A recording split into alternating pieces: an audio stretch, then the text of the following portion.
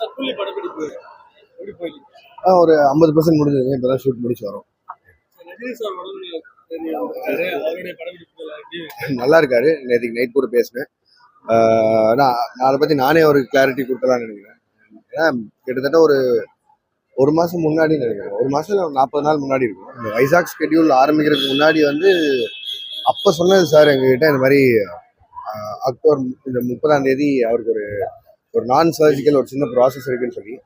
ஏன்னா இது சாரை தாண்டி நிறைய ஸ்டார்ஸ் இருக்காங்க வேற வேற ஸ்டேட்ல இருந்து. எல்லாரோட டேட்ஸுமே இருக்கனால முன்னாடியே சொல்லியிருந்தார் ஒரு 40 நாள் முன்னாடி. ஸோ அதை வச்சு தான் பிளானே பண்ணியிருந்தோம்.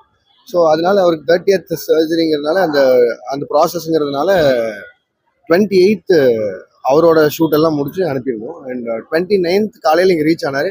உங்க எல்லாரும் மீட் பண்ணிட்டு தான் போனாருன்னு நான் நினைக்கிறேன். இங்கே கூட உள்ள காரில் உட்காந்து ஆட்டோகிராஃப் எல்லாம் ஒரு 2 பசங்களுக்கு எல்லாம் போட்டாரு நினைக்கிறேன். முடிச்சுட்டு ஈவினிங் போயிட்டு ஒரு அட்மிட் ஆனாரு. அந்த ப்ராசஸ் அப்படியே போயிருந்தது. அண்ட் அது எப்படி வைரல் ஆச்சுன்னு தெரியல. ஏன்னா நாங்கள் அங்கே ஷூட்ல இருந்தோம்.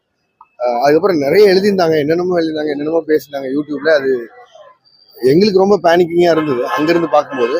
ஏன்னா இந்த ப்ராசஸ் நடக்கும்போதுன்னு முன்னாடியே தெரிஞ்சதால ஒரு சின்ன லாஜிக் என்னன்னா, சரி ரஜினி சார் ஹெல்த்தை மீறி படமானா இல்லை, ரஜினி சார் ஹெல்த்து தான் இல்லை.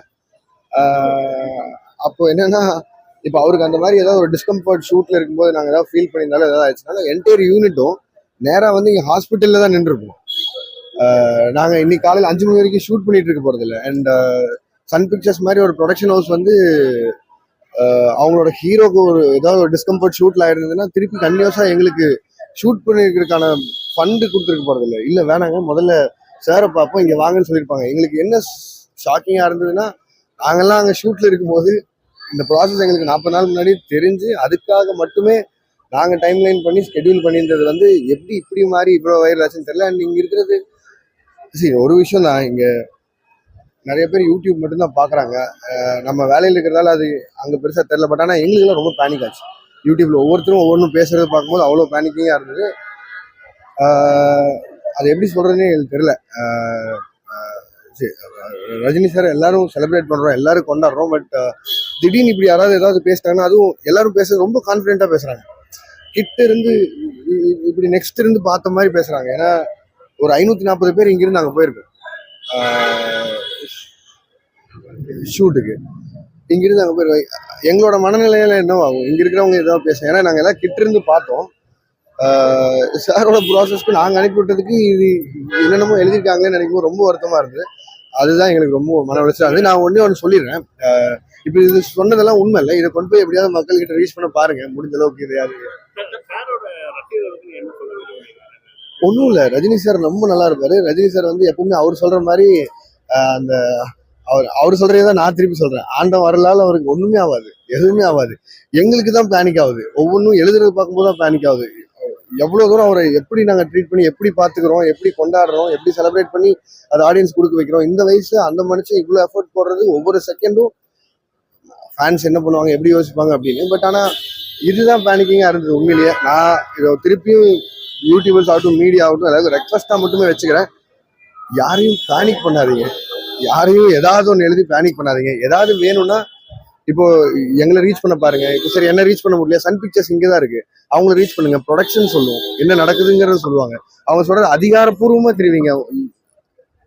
வேற ஒன்றும் சொல்றதுக்கு இல்லை.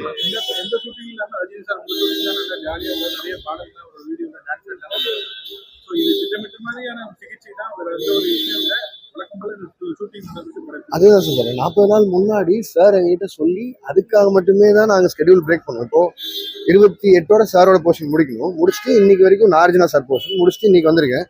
இப்போ 10 நாள் பிரேக், ஏன்னா சாருக்கான அந்த ப்ராசஸ்னால. ஸோ திருப்பி அக்டோபர் 15th இருந்து ஷூட் ஆரம்பிக்கணுங்கிறது தான், இதுதான் ஸ்கெடியூல். இதுபடி தான் போகிறோம். இதுக்கு பின்னாடி எவ்வளோ ரெஸ்பான்சிபிள் எல்லாரும் வேலை சொல்லி எவ்வளோ ரெஸ்பான்சிபிலிட்டி இருக்கு இதில். அதான் எனக்கு எழுதி இருக்கிறது ஒவ்வொருத்தரும் பேசுறது பார்க்கும்போது மட்டும்தான் வருது. ஆமா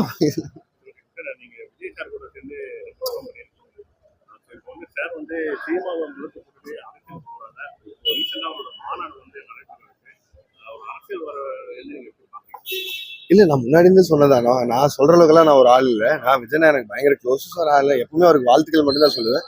எனக்குமே ஒரு சினிமா நடிக்கணும்னு ஆசை தான். பட் ஆனால் அவரோட நோக்கம் வேற ஒரு இடத்துல இருக்கு. நான் அதுல சொல்றதுக்கு எதுவும் இல்லை நான் அந்த அளவுக்கு சொல்றதுக்கு நான் ஒரு ஆளே இல்லை. ஸோ அதனால வாழ்த்துக்கள் மட்டுமே வச்சு நான் துறைமுக அமைச்சர் பவன் கல்யாணம் உங்களை பாராட்டி அவர் தெரிவிச்சிருக்காரு. எப்படி பாக்குறீங்க உங்களோட? நான் எல்லா சீனியர் ஆக்டர்ஸுமே ரெஸ்பெக்ட் பண்ணுவேன். அண்ட் அவர் சொல்லியிருந்தது ரொம்ப பெருமிதமா இருந்தது எனக்கு. இப்போ ஷூட்ல இருக்கும்போது ஏடிஸ் அனுப்பியிருந்தாங்க. அண்ட் அதை பார்த்தோன்னா உடனே அவருக்கு ரிப்ளை பண்ணணும்னு தோணுச்சு. அதான் பண்ணியிருக்கேன். நீங்க ஒரு சினிமா துறையில இருக்கீங்க. வந்து பாத்தீங்கன்னா சினிமா துறையில அதிகமாக வந்து பாத்தீங்கன்னா சாதிய படம் அப்படின்னா முன்னதான் வந்து பாத்தீங்கன்னா ஒரு கமர்ஷியல் படங்கள் வந்து இப்போ சாதிய படங்கள் வந்து அதிகமாக இருக்கு. குறிப்பிட்ட சில directors வந்து இந்த மாதிரி ஒரு ஜோனர் வந்து போறது நீங்க வந்து எப்படி பாக்குறீங்க? இல்லை எல்லா படமுமே தேவையில்லை. எல்லா ரீதியான படங்களுமே தேவையில்லை. ஸோ அதனால எல்லாத்தையும் வரவேற்று தான் ஆகணும். நம்ம மக்கள்கிட்ட தானே இருக்கு முடிவு. அவங்க பார்த்தா சொல்லுவோம். நான் எல்லாத்தையும் வரவேற்கிறேன். எல்லா படங்களும் எனக்கு பிடிக்கும். பார்க்குறேன். நன்றி. தேங்க்யூ.